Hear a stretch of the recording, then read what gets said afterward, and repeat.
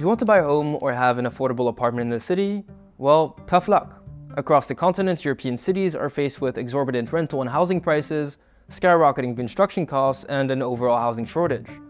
All of that is putting a serious dent in my home ownership dreams. Journalism isn't particularly lucrative, and when I called my parents to ask them to buy me real estate, they unsurprisingly said no. So I wanted to find out why European countries are faced with these unprecedented housing crises. And there are a couple theories out there, that immigrants are taking up homes or that a building material and labor shortage is raising prices.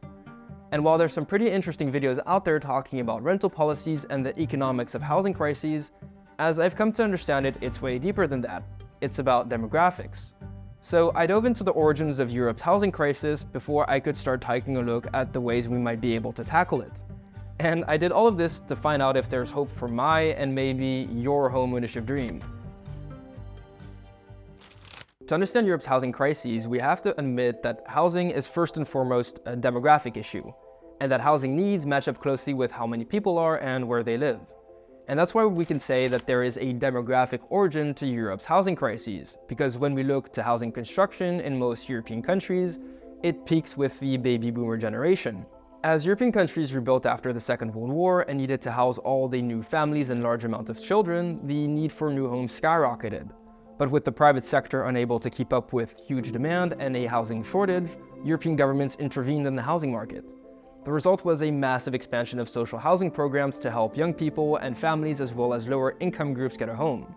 This worked, and millions of apartments and houses were built across Europe, and everybody could get a home. Many of the baby boomers moved into that social housing that was just built, and with social housing often being for life in many European countries, many are still there. But with birth rates having fallen rapidly, the next generation was no longer as big, and a housing shortage had been solved. And so, in every country but Denmark and France, subsidized construction of social housing stopped. Most construction was left to the private sector, and instead of subsidizing housing construction, governments started helping people buy private homes, since it's cheaper and popular with voters who want to own their own homes. And since post-war housing shortages were no longer an issue, governments could easily go about doing this. Some national and local governments took it a step further and started selling off their public housing portfolios to private parties to take pressure off public budgets, and out of a belief that the market would be more efficient. All of that's good until the late 1990s, when European governments realized that they're in trouble, with the first baby boomers edging towards retirement. And so to anticipate the pensions they need to pay out and replace their aging workforces, European governments decide to turn to greater levels of immigration. Many of those immigrants have gone to European cities, and while 10% and 14% of France's and the UK's population respectively were foreign-born, that number shot up to 20% for Paris and 37% for London. This contributed to Europe's urbanization, and the population structure of many European countries went from looking something like this to something like this, with immigration creating a lot of new additional demand for housing in Europe's cities. But because of the lag in construction, by the time Europe started letting people in to make up for the boomer bumps retirement with immigration, they had accumulated what can only be described as a 30-year backlog of unbuilt housing. This in turn has led to a saturation of cheap housing options across European countries.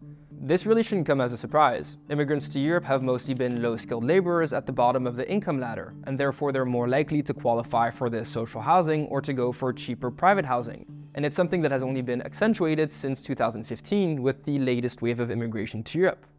But in the medium term, it has meant that immigrants and their descendants compete directly with young Europeans for the very homes that European countries stopped building in the 1990s and 2000s.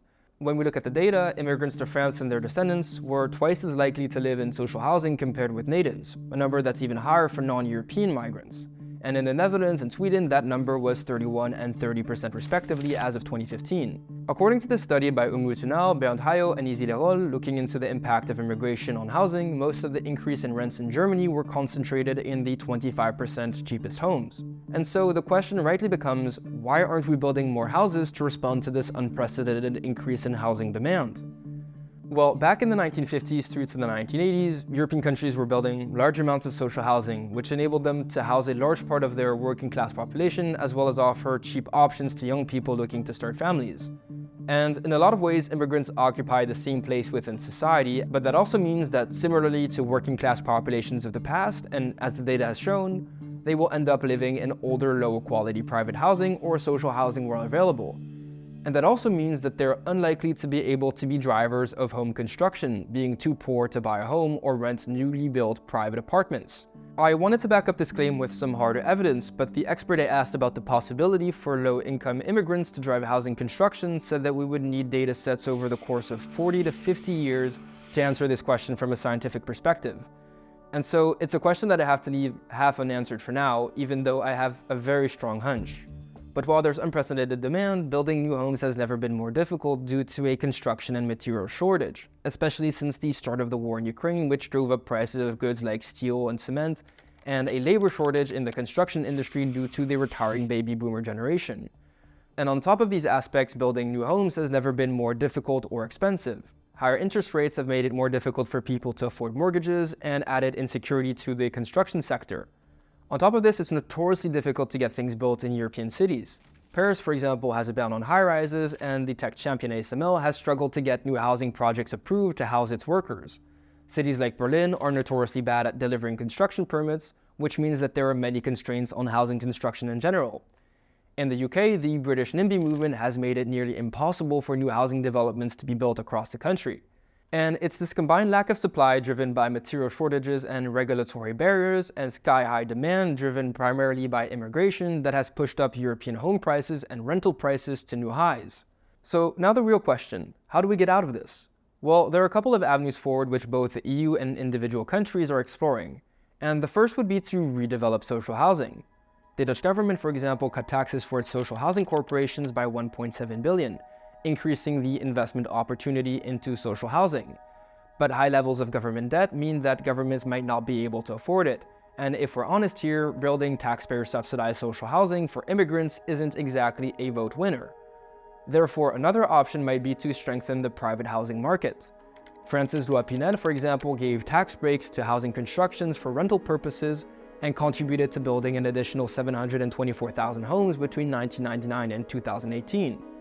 But such measures might prove unpopular with voters who could view this as a gift to the wealthy, and it would result in the very same premium housing which many people can't afford in the first place. Another avenue that countries are exploring is to make building cheaper in general. One way they could do this is by lowering permitting requirements and rolling back environmental rules. The UK, for example, has cut back on pollution rules to make it easier to build homes, and other countries are considering to reduce the energy performance requirements of buildings. But we could also see countries subsidize the building materials industry to make sure that both social and private housing can actually be built more affordably in the long run. And the last option would be to simply wait for the baby boomers' demographic bump to pass. Some experts say that this will cause a silver tsunami, with baby boomers' owned apartments and real estate coming back on the market when they, well, die. But that won't happen until at least the 2040s and 50s, and who has patience for that? So, do we have any options to make the housing crisis less painful in the nearby future? Well, yes, but these tools are mostly related to actually shrinking demand. European cities have looked at bans on short-term rentals, which can make more homes available. And that's because short-term rentals have contributed to rate increases in some of Europe's most touristic cities. Other cities are also cracking down on vacant apartments to make sure that more homes can be used by locals rather than as secondary homes or as investments. But it's fair to say that the main lever is immigration. After all, if cities keep adding more people than the houses they build, then the problem can't get any better. In some cases, it's been quite straightforward. Portugal has, for example, cracked down on digital nomads in an attempt to reduce housing pressure. But there's a catch. If immigrants fill some essential roles as blue-collar workers in Europe's economies, that means that reductions in immigration would have to accompany other policies like potential rises in the retirement age. And it's something that might not even be possible for some physical jobs like the construction sector. So, Europe's housing crisis is the result of a demographic bump and a slowdown in housing construction after it happened, which then turned into a 30-year backlog of unbuilt housing. That meant that arriving immigrants started competing with locals, and particularly the young and poor, by saturating public housing and low-quality private housing. But Europe's ability to build its way out of the crisis depends on people's ability to afford homes in the first place. And depending on the European country and the immigrants they receive, that might be a trickier issue to resolve. If immigrants are unable to afford housing, then European governments will have to weigh their options and consider their social housing policies. What's sure is that there are no easy solutions. It will take time, money, and important trade-offs. But what do you think European countries should do? Should they build more public housing, reallocate living spaces between generations, or prioritize their citizens over foreigners? Let me know what you think in the comments down below. Additionally, I wanted to talk to you about an important bottleneck that I have in making these videos: the lack of a fixed studio. Every time I want to record a video, I have to set up sound insulation panels, lights and cameras, and take it all down once I'm finished recording. And that means that it takes me about 2.5 hours per recording session to set this up. Because of this, if I want to cover topics quickly, like something in the news, I can't actually finish fast enough. And I'm also dependent on the meeting room in my co-working space not being booked.